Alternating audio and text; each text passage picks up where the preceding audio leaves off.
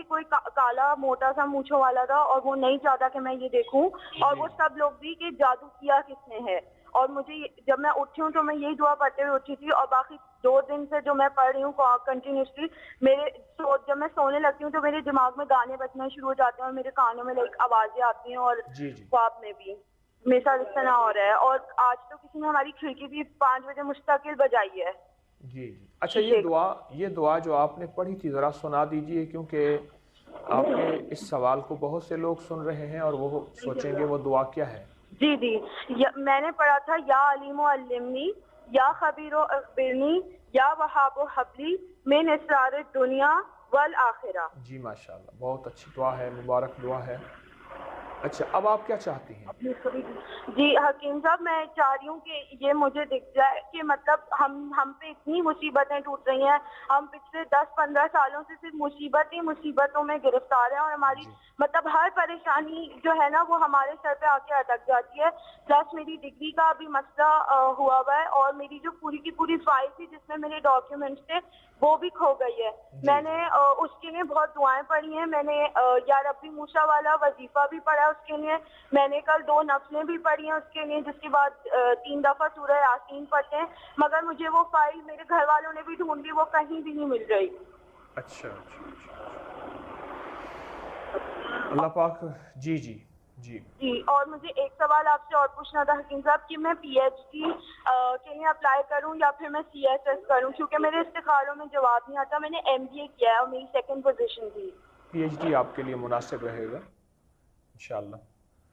اچھا، ایسا ہے کہ جادو کون کر رہا، ایک سوال ہے، اور ہر شخص کہتا ہے میں اپنے دشمن کو دیکھنا چاہتا ہوں. ہر شخص کی خواہش ہے کون میرا ویری ہے، کون دشمن ہے، اور کون ایسا ہے جو مجھ پر پوشیدہ وار کر رہا. یعنی جادو ایک پوشیدہ وار ہے، ہر شخص یہ دیکھنا چاہتا ہے. ایک چیز میں آپ کی خدمت میں عرض کروں، ہر چیز جادو نہیں. کچھ بد دعائیں بھی ہوتی ہیں، اور کچھ خدا نہ خواستہ لعنتیں بھی ہوتی ہیں جو ہمارا تعاقب کر رہی ہیں، پیچھا کر رہی ہوتی ہیں. بد دعائیں، لعنتیں، اور کچھ گناہوں کے اثرات بھی ہیں،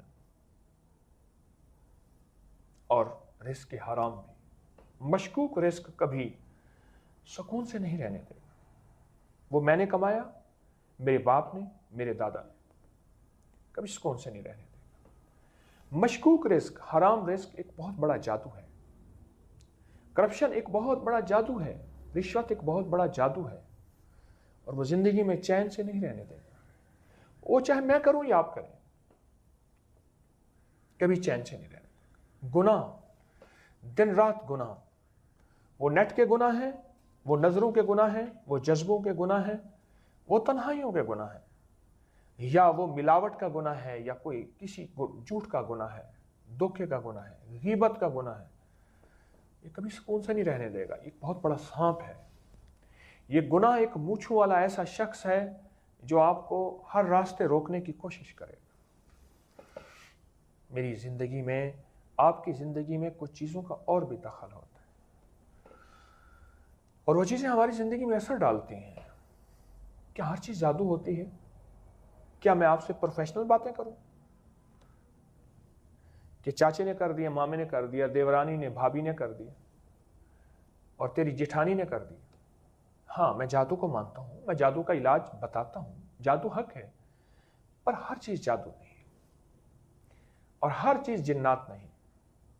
کچھ جنات اور جادو ہماری عادتیں، ہمارا مزاج، ہمارا رزق، اور کسی کو دکھ دینا اور کسی کا دل دکھانا اور اس کی آہ نکلے، وہ جادو بن کے، وہ لعنت بن کے، وہ مصیبت بن کے، وہ تکلیف بن کے ہمارا تعاقب کرتی ہے.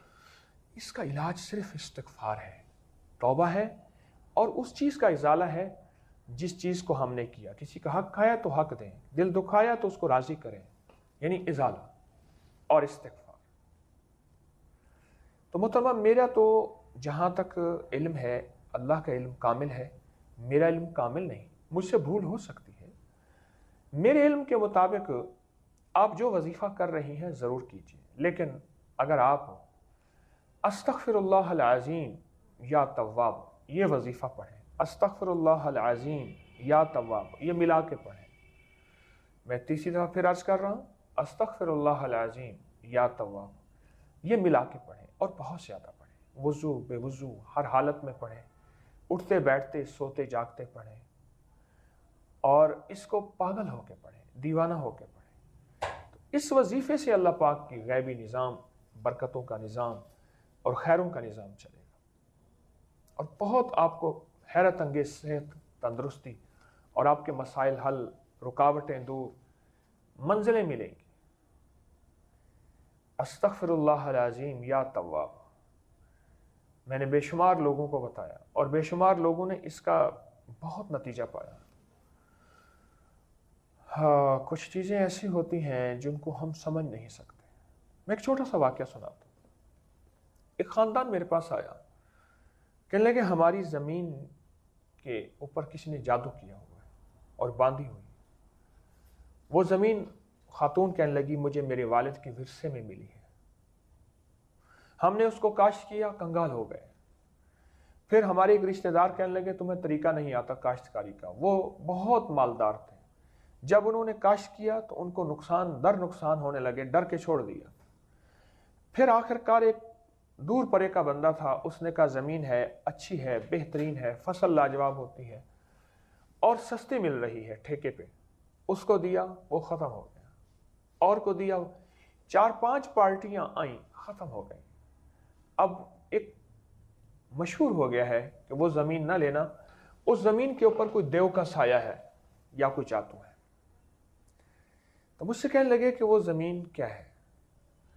मैंने उनसे एक सवाल किया कि आपके वालिद ने वो ज़मीन दी, बूढ़ी खातून थी, औलाद जवान हो गई, वालिद फौत हो गए, क्या करते थे? उन्होंने एक पेशा बताया, मुनासिब नहीं बताना, मशकूक पेशा। मैंने कहा आपके वालिद के पास ये ज़मीन जद्दी पुश्ती थी? कह रहे नहीं, उन्होंने वो ख़रीदी थी बस। मैंने कहा अब आप सोचें, उस दौर में आप कहते हैं आपके वालिद की तनख्वाह थी 750 रुपये और वालिद ने इतने मुरब्बे बनाए, कहाँ से बनाए थे? सवाल है कैसे लिए थे और किस तरह लिए थे? वो मशकूक माल था, वो मशकूक माल, और वो मशकूक माल जो है वो अजाब का जरिया बना। बल्कि एक और वाक़या है, एक साहब को मैंने खुद बताया। मैंने कहा ऐसा करो, उनका वो भाई का कुछ प्रॉपर्टी थी जिसमें वो कहते थे जादू और देव है। मैंने कहा आपको एक अमल बताता हूँ, आपको भाई खुद बताएगा। सोते वक्त 4 रकात नमाज नफिल पढ़े, 4 रकात नमाज नफिल।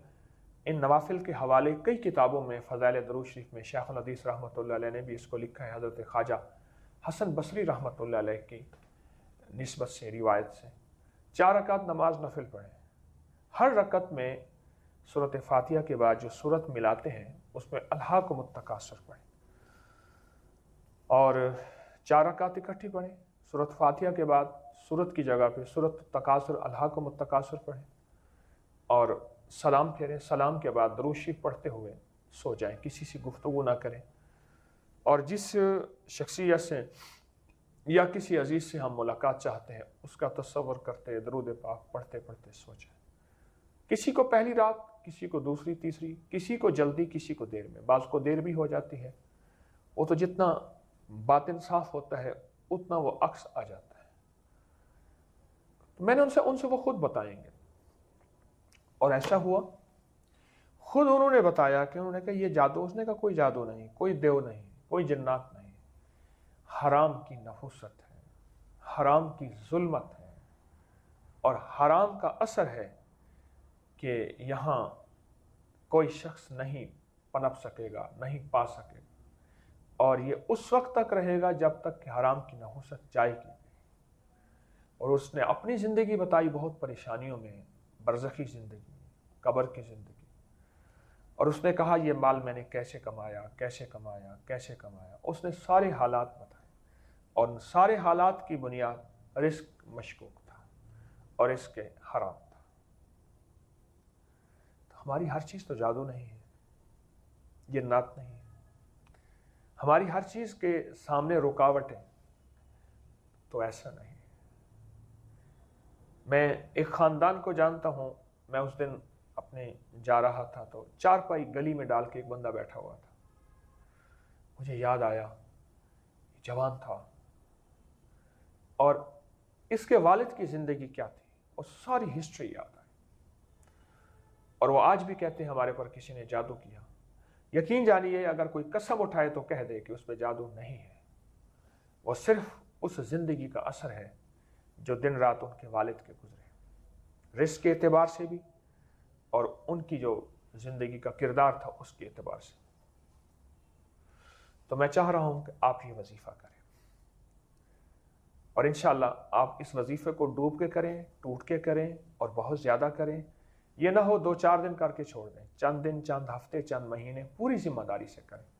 اللہ پاک کے نام کی برکت سے آپ کے حالات بہتر ہونا شروع ہو جائیں۔ اس سے پہلے کوئی وظائف کر رہے ہیں تو کرتے رہیں، کوئی حرج نہیں، اس وظیفے کو زیادہ کریں اور سارا گھر کرے تو بہتر ہے۔ تو آج ہمیں سوہانینے کے بارے میں کچھ شناسائی ملی۔ یہ تو میں نے آپ کو صرف سوہانینے کا تعارف کرایا ہے، باقی تفصیلی تعارف تو آپ کو نیٹ پہ آپ کو ایک پل میں مل جائے گا، اور جو نیٹ نہیں دیکھ سکتے، بغیر ضرورت دیکھنا بھی نہیں چاہیے، تو وہ سوہانینے کو اتنا سمجھ لیں۔ پھر آپ ایک کام کریں، آپ جو بڑے بوڑھے ہیں نا، ابھی موجود ہیں سوہانینا استعمال کرنے والے گھرانے، ابھی بھی موجود ہیں، وہ بڑے بوڑھے نہیں ہیں لیکن ان کو پرانی ریت روایتیں، پرانی شناسائی اب بھی آتی ہے، پتہ ہے۔ ان سے پوچھیں کہ سوہانینا کے فائدے کیا ہیں، اس کی پھلیوں کے فائدے کیا ہیں۔ کبھی نہ سوہانینے کی پھلیاں آپ دہی میں پکی ہوئی کھائیں، یقین جانیے آپ کے منہ میں پانی بھر آئے گا، میرے منہ میں پانی تو ابھی بھر آیا ہے۔ دہی میں پکی ہوئی کھائیں سوہانینے کی پھلیاں، اور ہلکا مرچ مسالہ ہو اور دہی میں پکی ہوئی ہوں، یعنی اس میں دہی ہو اور خوب اس میں بھونا ہوا ہو ہلکا سا، اور وہ سوہانینے کی پھلیاں استعمال کریں۔ کبھی سوہانینے کی